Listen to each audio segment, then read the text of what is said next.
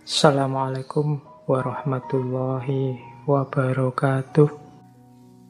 Baik, nah secara umum kemudian bisa kita ringkas ada beberapa variabel dalam metodenya Sokrates ini. Jadi kalau ada teman-teman yang ingin menggunakan metode ini, mungkin setelah ini mau ngumpul-ngumpul bareng di kafe mana, harus punya kualifikasi ini. Yang pertama apa? Harus punya minimal 3 sikap. Selain wawasan ya. Kalau wawasan itu pasti. Tanpa wawasan, tanpa pengetahuan sama sekali, sulit menggunakan metodenya Sokrates ini. Sikap yang penting apa? Yang pertama rasa ingin tahu, yang kedua terbuka, yang ketiga menghargai apapun gagasan orang, tidak menghakimi. Kalau Sokrates itu gayanya menghakimi, itu begitu temannya ngomong keliru langsung mesti disalah-salahkan. Kamu sesat kamu kok mendefinisikan kok seperti itu, mesti langsung dibegitukan. Tapi Sokrates tidak, dihargai. Jadi diawali dengan oke, kalau memang menurutmu keadilan itu begitu, bagaimana kalau dalam kasus yang seperti ini ya? Nah, terus dia mikir lagi. Ya kalau dalam kasus yang seperti itu ya mungkin begini. Nah, tapi kan kontradiksi dengan definisimu tadi. Katanya tadi keadilan itu begitu. Nah ini gayanya Sokrates. Jadi dia tidak menghakimi. Sampai dia terus, iya ya kontradiksi. Berarti harus disempurnakan definisinya kemudian. Nah itu terus sampai ketemu sendiri. Itu gaya dia. Jadi menghargai pikirannya orang. Ya tentu saja yang paling dasar rasa ingin tahu. Jadi ini memang kunci ilmu, kunci filsafat itu rasa ingin tahu. Kalau rasa ingin tahunya mati, ya tidak jadi berkembang ilmunya. Kalau mental kita mental, ala Pak sudah tidak usah tanya-tanya, semuanya baik-baik saja tanpa ditanya macam-macam, ya wes, selesai urusannya. Tapi kan tidak ada peningkatan kualitas. Wong kita itu manusia pasti tidak sempurna. Yang bisa kita lakukan menyempurna. Tambah baik, tambah baik. Sampai titik final ya tidak mungkin. Tapi kan justru kemuliaan kita ketika kita jadi baik, lebih baik, dan lebih baik. Itu antara lain kalau kita siap mengevaluasi diri. Berarti apa? Rasa ingin tahunya harus hidup. Mana yang lebih benar? Mana yang salah dari yang aku selama ini? Nah, kalau Sokrates levelnya tidak hanya untuk dirinya, tapi juga menemani yang lain, mempertanyakan diri dan menemukan kebenaran. Yang kedua tentu saja terbuka. Jadi pikiran yang terbuka. Tidak milih-milih referensi, tidak milih-milih sumber. Apapun yang datang diterima, meskipun tidak ditelan begitu saja, ya dikritisi. Kamu pakai sumber ini, apa cocok? Kamu pakai referensi itu, apa ya cocok? Kamu pakai buku itu yang kamu pakai. Wong itu buku masak-memasak kok dipakai untuk menyelesaikan problem politik misalnya. Nah itu itu namanya terbuka tapi kritis. Banyak orang yang menutup diri sejak awal. Biasanya ya sederhana. Orang tertutup itu di antara cirinya logikanya pokoknya. Nah, logika pokoknya itu sudah tidak usah dibantah. Kamu minggir kalau ada orang pakai logika pokoknya. Pokoknya ini yang benar. Ya wis ngalah-ngalah. Kalau sudah pokoknya itu sudah tidak bisa dialog sudah. Berarti dia sudah tertutup. Selesai ceritanya kalau di situ. Loh, kalau sahabat-sahabatnya Sokrates itu terus pakai logika pokoknya, ya selesai. Tapi Sokrates ini pinter kalau membuka pikirannya orang agar terbuka. Ceritanya Sokrates ini lucu. Jadi kalau sedang ngobrol itu isinya mesti penuh tertawa. Ndak kok tegang kayak orang dihakimi gitu, ndak. Ngobrol santai-santai, ketawa-ketawa sambil bongkar pikirannya sendiri-sendiri. Kalau teman-teman tertarik bisa baca, kan beberapa ada dialog-dialognya Sokrates, dialognya Plato tentang Sokrates yang diterjemah. Itu ya meskipun terjemahannya ndak terasa lucunya sih, wong yo kaku bahasanya. Tapi anggap saja itu lucu lah, ya memang maksudnya lucu. Cuma kan ya bisa diterjemah dari Indonesia ke Inggris sudah dari Inggris ke Indonesia sudah luar biasa. Jadi 3 sikap ini harus hidup. Yang tidak ingin tahu, yang tertutup dan tidak kuat menghadapi perbedaan, tidak bisa menggunakan metode Sokrates ini.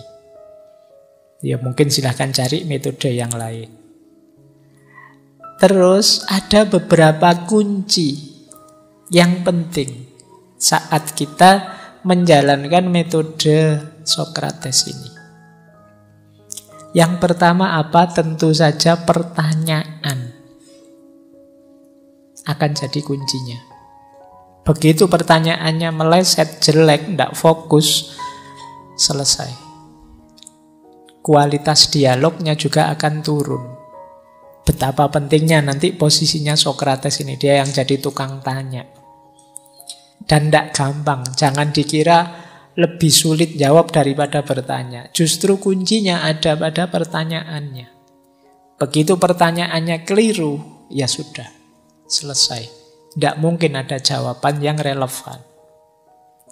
Yang kedua, dalam dialog-dialognya Sokrates, itu ada lagi yang jadi kunci apa? Contoh-contoh faktual. Baik yang cocok atau tidak cocok.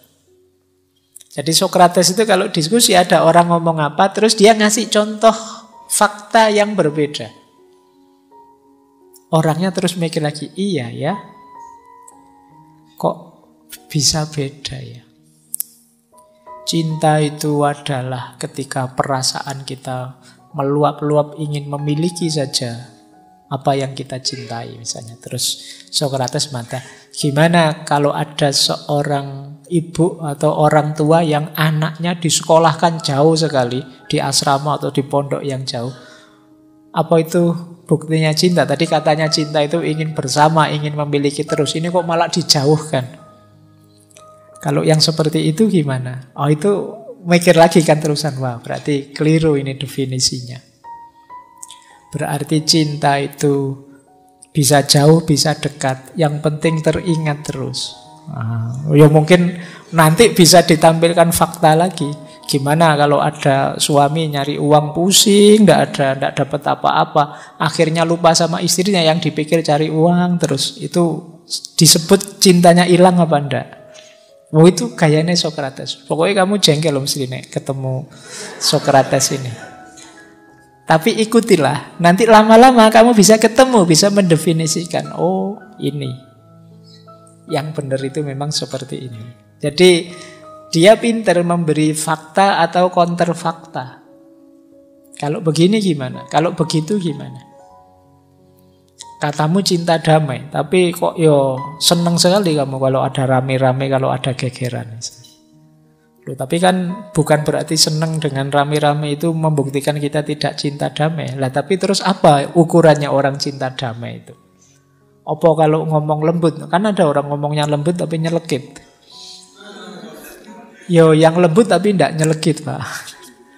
Yo lembut tidak nyelekit sih, tapi ya begitu dipikir-pikir sebenarnya itu merendahkan kita itu. Terus kita marah, ya terus gimana? Oh itu gayanya Sokrates. Jadi mengejar kita terus sampai kita sampai pada kebenaran. Dan jangan lupa ini yang agak sulit yang ketiga ini, kemampuan merangkum dan menyimpulkan.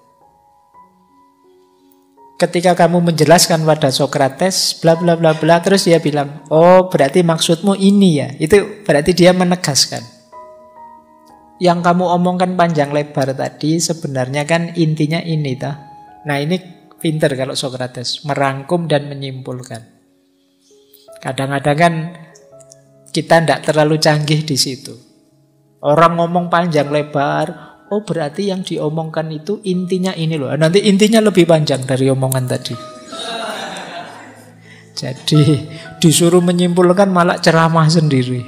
Nah, itu kan ada yang seperti itu. Nah, kalau Sokrates pinter ya, dari uraian panjang terus ketemu, oh intinya ini. Nah, itu kalian latihanlah gayanya Sokrates ini, menarik untuk kita menemukan kebenaran.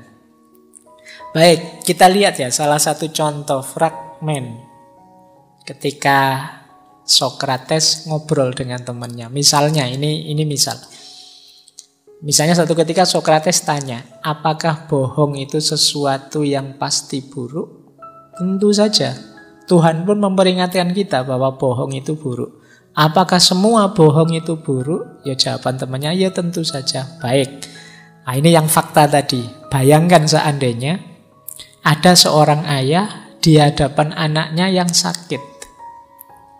Yang anak ini menolak minum obat. Akhirnya ayah tersebut menaruh obat di tempat anaknya biasanya minum. Terus waktu anaknya tanya, Pak ini isinya apa kok warnanya beda? Terus bapaknya bilang, ayahnya tadi bilang, oh ya ini minuman seperti yang kamu minum biasanya, enggak kecampur apa-apa, ya mungkin warnanya saja agak beda. Ini kan bohong. Nah, pertanyaannya Sokrates, kalau semua bohong itu pasti buruk, apa yang dilakukan ayah ini pasti buruk? Itu kan dia sedang bohong. Wah, nanti kalau tujuannya, ya itu enggak bohong, itu kan tujuannya baik. Berarti teorinya sekarang ganti. Bohong itu buruk kecuali tujuannya baik. Kalau temannya jawab, iya, kamu cari contoh. Ada orang bohong yang tujuannya baik padahal itu bohong. Suami pulang ke rumah terus, kamu selingkuh ya? Padahal selingkuh. Terus dia bilang, enggak, kata siapa saya selingkuh. Tujuannya apa kok dia bohong? Biar keluarganya terjaga. Jadi biar tidak ada rame-rame, tidak ada kasus menghancurkan keluarga, nanti nama baik keluarga besar juga jatuh. Saya tak bohong sajalah. Apa memang begitu? Bahwa bohong itu buruk kecuali tujuannya baik? Ataukah tujuan yang baik ini perlu diklasifikasi lagi?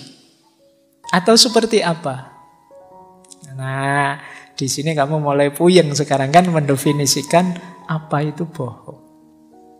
Jadi ini gayanya Sokrates. Oke, nanti bisa kamu praktekkan kalau ingin membuat stres orang itu kamu. Tapi ini perlu kecanggihanmu punya banyak fakta data yang luas. Makanya saya bilang tadi ya kamu harus wawasanmu luas untuk bisa melakukan ini. Tapi dengan cara ini pelan-pelan kamu ketemu definisi yang utuhnya, kebenarannya yang sifatnya universal. Itu yang dicari oleh Sokrates.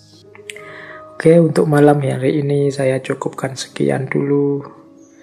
Mohon maaf kalau ada yang kurang berkenan, mungkin 1-2 kekurangan apa, mohon dimaklumi. Kalau ada kekhilafan, kealpaan yang teman-teman ngerti benernya seperti apa, ya silahkan disampaikan.